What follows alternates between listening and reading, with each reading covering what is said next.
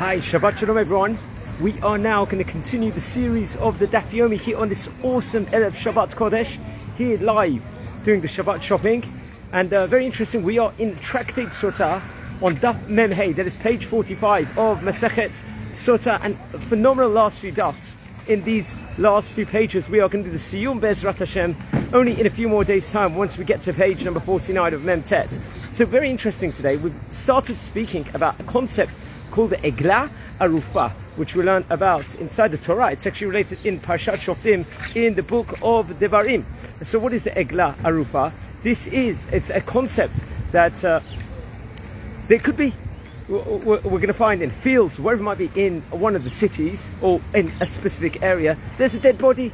Could have been it looks like someone was murdered, unfortunately, and we don't know which city it is closest to. So the elders of the city, the sages, are going to actually measure which city, or going to come together and measure which city this atrocity occurred nearest to. They're going to measure it, and it's going to be the rabbis that are going to be tasked to measure it. And the city which was closest to this travesty, to this murder that took place, where the dead body was found, they will have to give, to kill the Egla Arufa, a calf, and we'll have to say the passages from Parshat Devarim which are related to this whole thing of the Egla Arufa. So why is this? Why do they have to do all this procedure? You know, it's a travesty, it's a disaster, there must be punishments, and with laws enshrined and everything else. Isn't that sufficient? But no, according to Torah, this is even more than a travesty over here,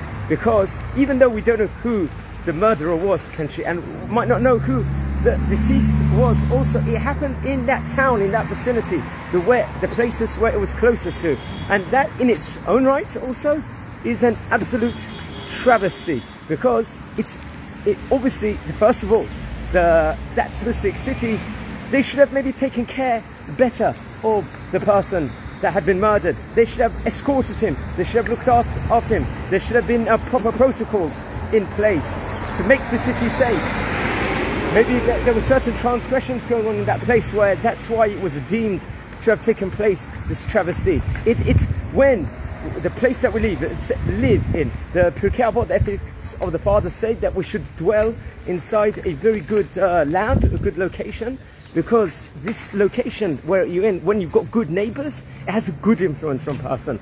But if there's bad neighbors inside the vicinity, it's going to have a bad influence on the other people. That's why it's just critical that we live in good places. It's the leaders of the city should make Torah institutions there to teach people, to guide the people through the path of Torah and the mitzvot. There should be chesed, kindness organizations.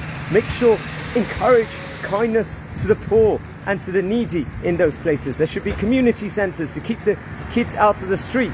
There should be job protocols for people that come in, and many of these especially religious cities, they have things in place, infrastructures in place to help the people go off the derech, help the people that might be suffering, chesed organizations, and all of those things in place. And that is crucial in every city that we have.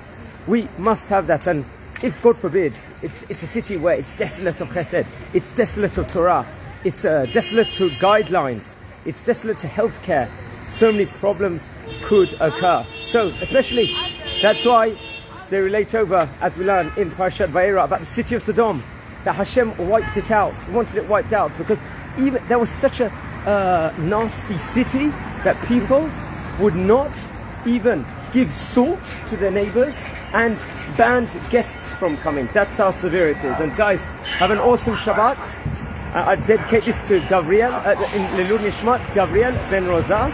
May his neshama be in a good place, and keep up learning this awesome Daf Yomi, guys, and enjoy. Bye.